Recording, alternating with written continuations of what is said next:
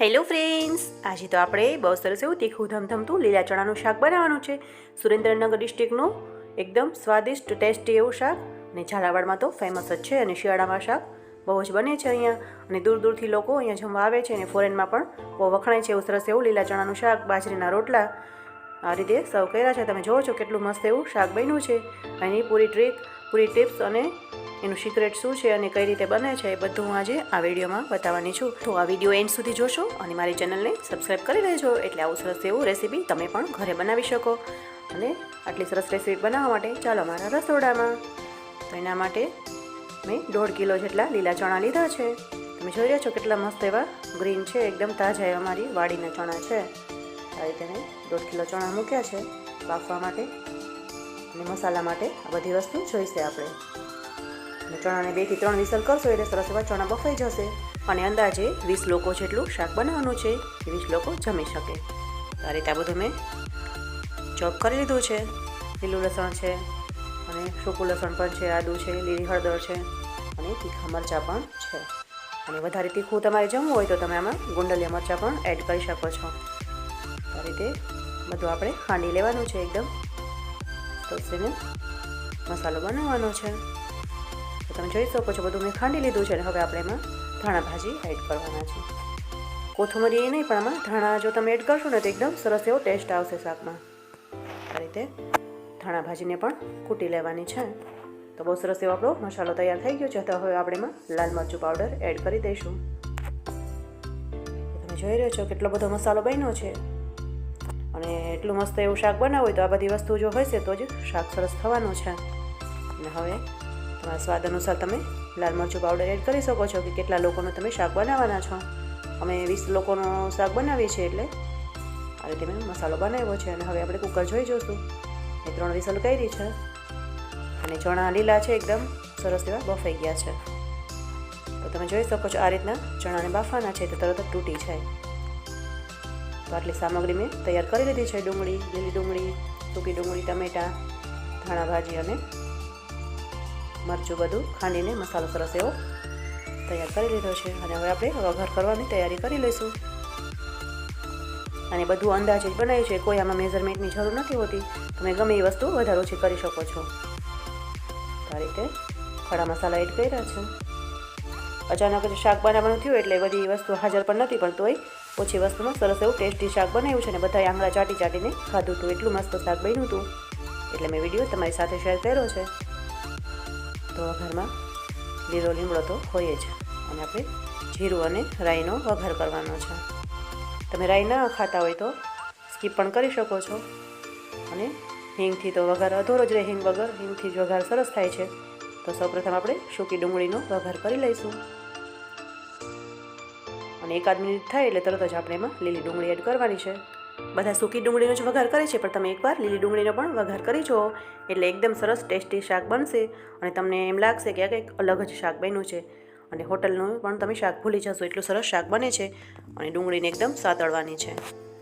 Law to medium flame રાખવાની છે. અને મારે શાક વધારે હતું એટલે મેં થોડી મીડિયમ ફ્લેમ રાખી હતી. અને આપણે જે મરચું ખાંડીને રાખ્યું છે એની પેસ્ટ બનાવી લેવાની છે. થોડું થોડું પાણી એડ કરીને એકદમ સરસ એની પેસ્ટ બનાવી લેવાની છે.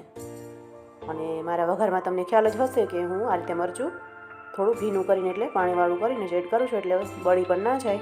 અને એકદમ સરસ એવો ચટાકેદાર એનો કલર આવે. કલર લાવવા માટે મેં ક્યારેય કાશ્મીરી મરચાંનું યુઝ નથી કર્યું, કે એકદમ તમને લાલ લાગે અને જમવામાં મોડું લાગે. જે છે હું ઓરિજિનલ જ બનાવું છું. આ રીતે આપણે સરસ એવી પેસ્ટ બની ગઈ છે. અને ડુંગળી પણ સતળાઈ છે. તો તમે જોઈ રહ્યા છો એકદમ સરસ એવી ડુંગળી આપણે સાતળવાની છે. અને બળી ના જાય એનો થોડું ખ્યાલ રાખવાનો છે. હવે તેને 3 થી 4 મિનિટ તો સતત ચલાવવાનું છે. થોડું શાક હશે તો 3 થી 4 મિનિટમાં તો આ થઈ જ જશે. અને વધારે હશે તમારું શાક, જો વધારે બનાવ્યું હશે તો થોડી વાર લાગશે. હવે ડુંગળી આપણી સતળવા જાવી છે ને એકદમ સતળાઈ ગઈ છે.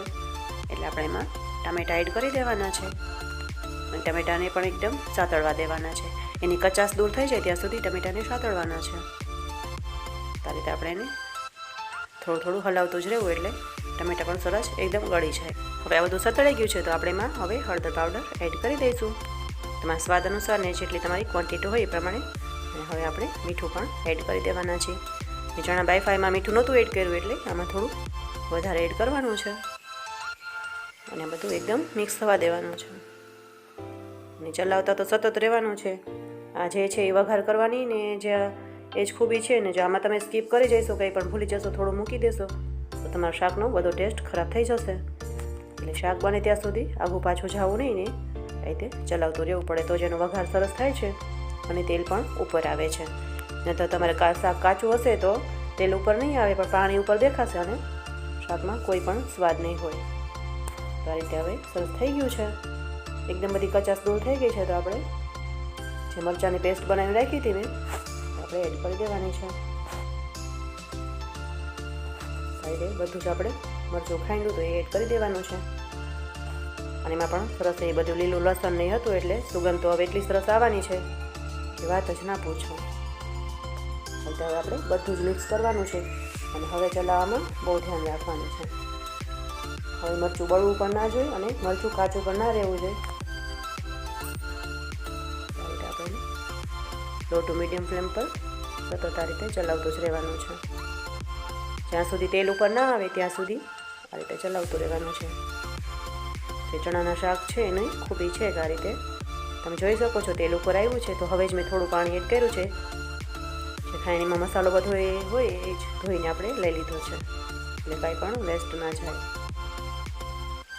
તો આ ચણાના શાકની ખૂબી છે ને, તમે આ રીતે જો તમે ઘરે શાક બનાવશો તો સરસ જ બનવાનું છે અને એકદમ હોટેલ જેવું શાક થશે. અને સુરેન્દ્રનગરમાં જે ફેમસ શાક મળે છે એ જ રીતનું તમે પણ ઘરે બનાવી શકો છો અને ખોટા ખર્ચા કરવાની પણ જરૂર નથી પડતી. તો હવે આપણે જે ચણા બાફીને રાખ્યા હતા એ એડ કરી દેવાના છે. ચણાનું પાણી આપણે જવા નથી દેવાનું, એ પણ આપણે યુઝ કરી લેવાનું છે. એટલે રસો આપણે એ જ પાણીનો કરવાનો છે, એટલે બધી મીઠાશ જે ચણાની છે એ બધી અંદર આવી જાય. તમે પાણી ફેંકી દેશો ને ઉપરથી બીજું પાણી જો એડ કરશો તો જે શાકની ઓરિજિનલ મીઠાશ છે એ નહીં આવે. અને સિટીમાં જો લોકો શાક બનાવે છે જેને ખ્યાલ નથી હોતો એ આ ભૂલ જરૂર કરે છે કે ચણા બાફીને પાણી જવા દે છે. ચણાનું પાણી જે કોઈ મહત્ત્વનું છે આમાં, કે આપણે સરસ એવું શાક બને, ટેસ્ટ પણ સરસ આવે. અને અમારી ટ્રીક પણ છે અને મારું સિક્રેટ પણ છે.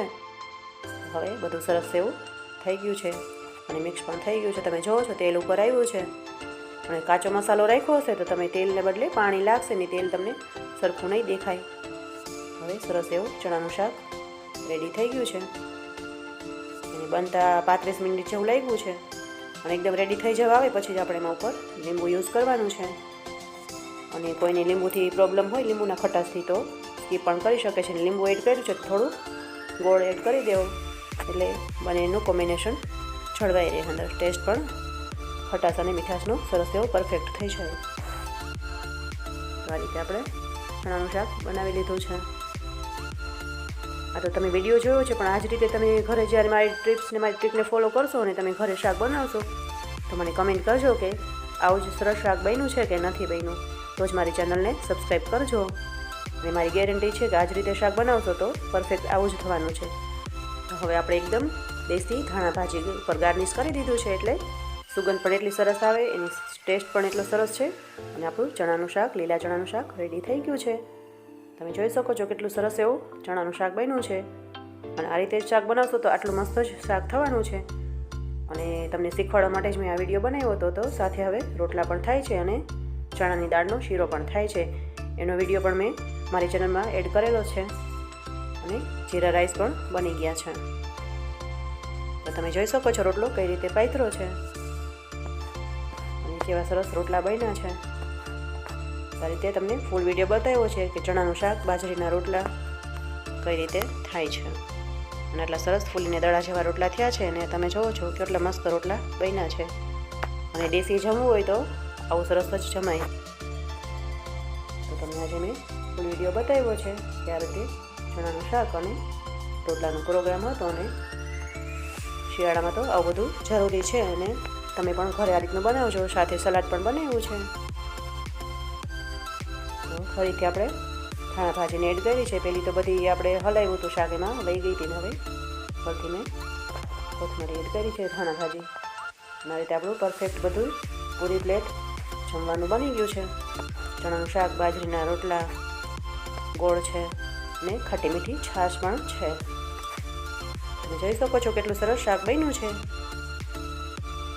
તો બહુ સરસ એવી ફૂલ પ્લેટ બનાવ્યું છે ને હવે આપણે આને સર્વ પણ કરી દીધું છે, મહેમાનોને જમવા પણ આપી દીધું છે અને કાનાજીની પણ પ્લેટ બનાવી લીધી છે. રેસીપી સારી લાગી હોય તો મારી ચેનલને સબસ્ક્રાઈબ કરી લેજો અને કેવું બન્યું છે ચણાનું શાક મને કમેન્ટ કરીને જરૂરથી જણાવજો. અને તમારી કોઈ પણ ક્વેરી હોય, કાંઈ પણ પૂછવું હોય તો મને સવાલ કરી શકો છો. તો થેન્ક યુ ફોર વોચિંગ. જય શ્રી કૃષ્ણ. રાધે રાધે ફ્રેન્ડ્સ.